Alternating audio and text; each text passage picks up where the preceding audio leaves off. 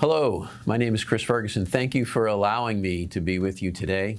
What I'd like to do is spend a little time talking about a topic that I'm very passionately interested in. Just a little bit on my background is I spent the last 20 years working in the human spaceflight business, 13 years with NASA, where I had the opportunity to fly 3 times aboard a space shuttle.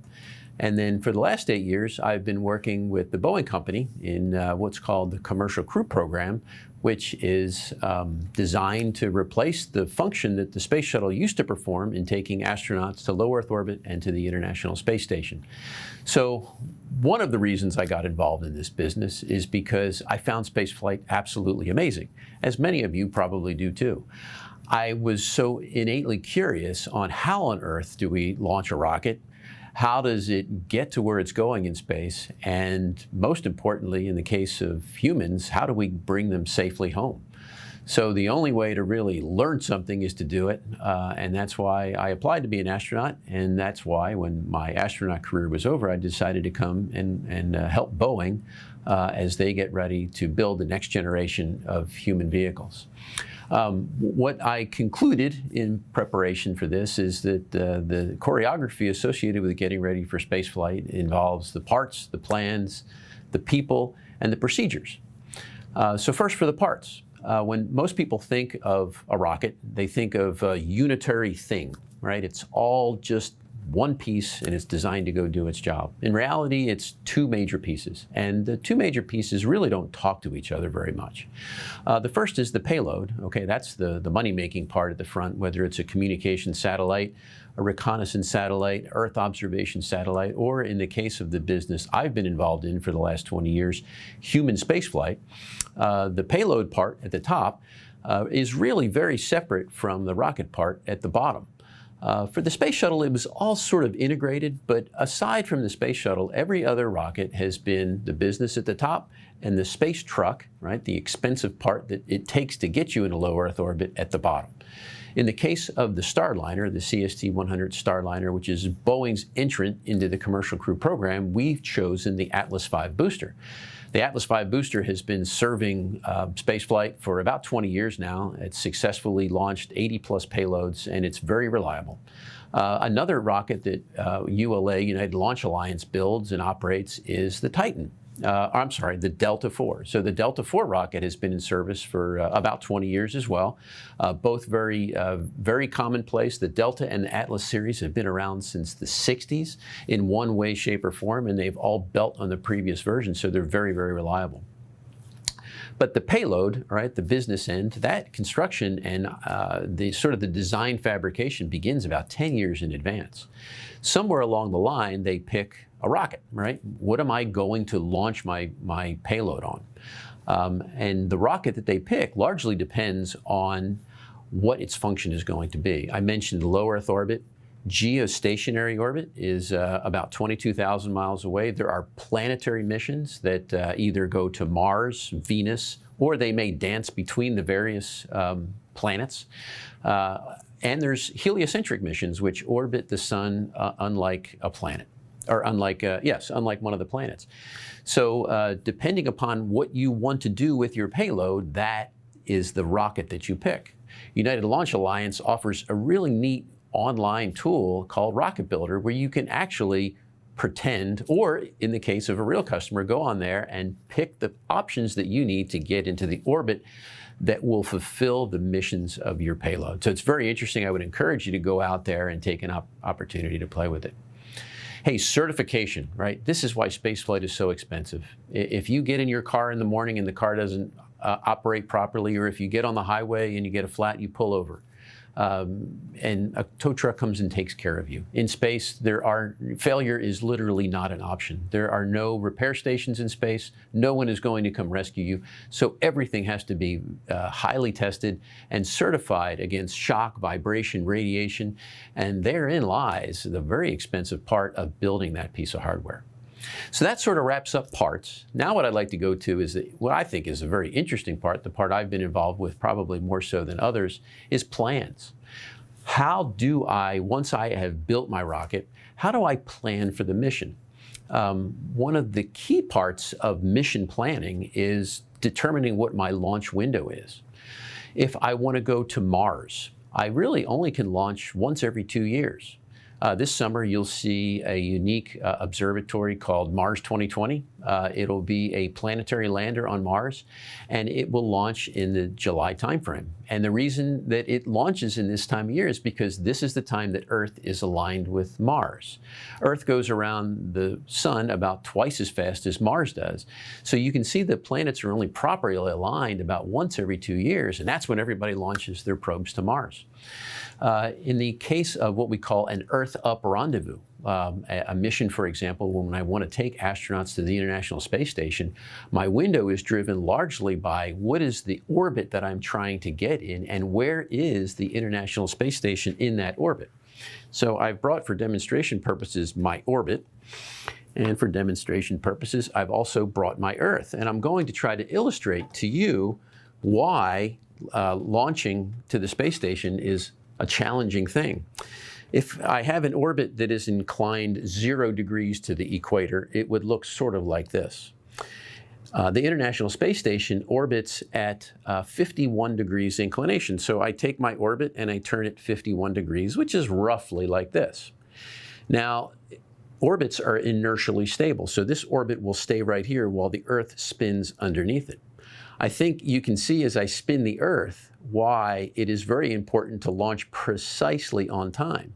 Because my launch site, in the case of the east coast of Florida, where we are right now, only passes underneath this hula hoop 2 times a day. Once when the orbit is what we call ascending, and once when it is descending. There are reasons why we don't launch on descending orbits out of Florida, and that is another reason why a window is a very important thing. We never want to launch our rockets over population, right? We don't want to put people at risk by subjecting them to a rocket that may have malfunctioned. So we always launch to the north out of Florida, and we always launch to the east because we want to take advantage of the rotation of the Earth to actually help accelerate our rocket to get into the proper orbit.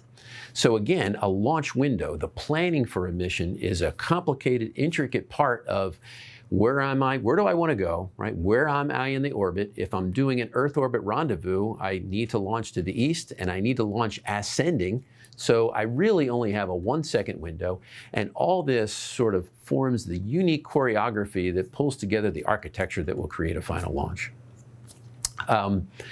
We talked a little bit about launch sites and why we generally have them on the east coast of countries, right? We have east coast launch sites in the United States of America. We have them on the east coast of Brazil. We have unpopulated areas to the eastern part of many of the launch sites that are overseas, such as Kazakhstan, where the Russians launch their Soyuz and their Proton rockets out of.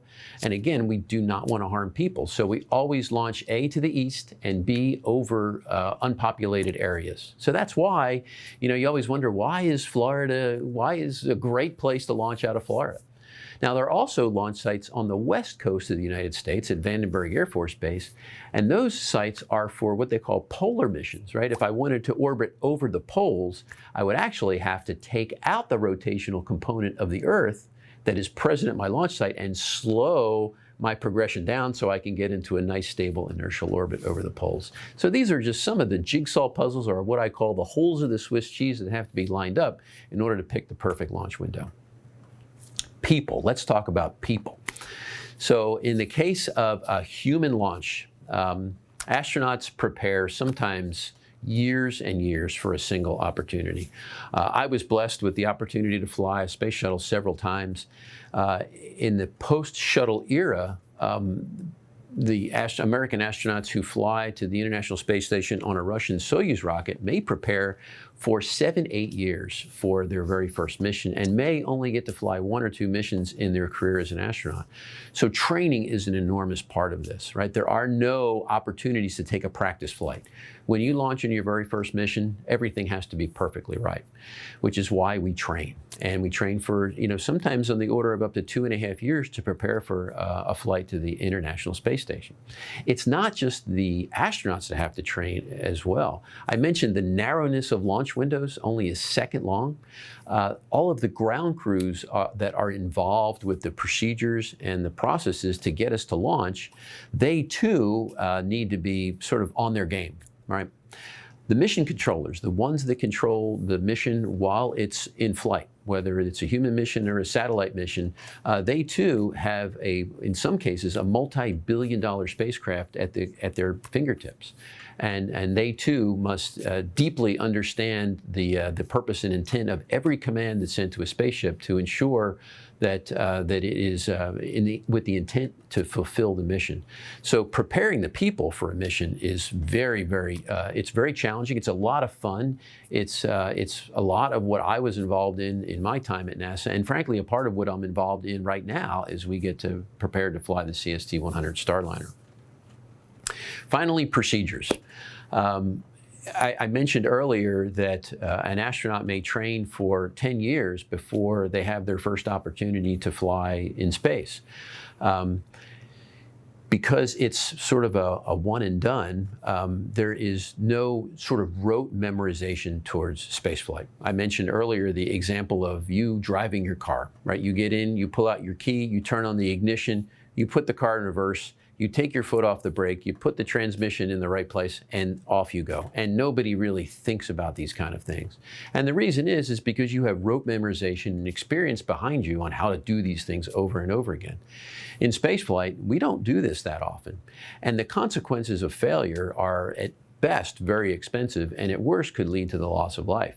So everything, from a ground controller that is filling a propellant tank to an astronaut that has to know exactly the process that it takes to get strapped into the spacecraft and do what they do to launch on time, are driven by procedures. And all those procedures have to be written, qualified, certified, and not just the normal procedures, because they're typically the easy ones to do. The ones that are challenging are what we call off-nominal.